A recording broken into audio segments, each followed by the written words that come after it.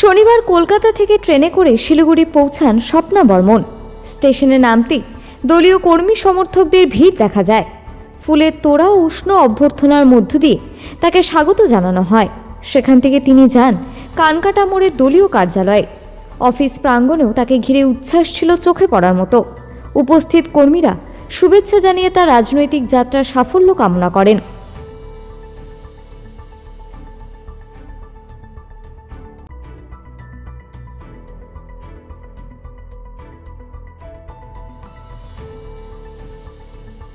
সবাইকে অনেক অনেক ধন্যবাদ আমাকে এত সুন্দর একটা ওয়েলকাম করেছেন আমাকে।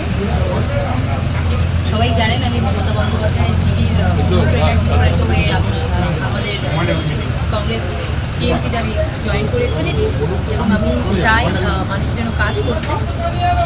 আর বাকি কথা আমি আপনাদের সকলকে ডাবগ্রাম ফুলবাড়ির যে পার্টি অফিস আছে সেখানে বলছি। বাকি সবাইকে অনেক অনেক ধন্যবাদ।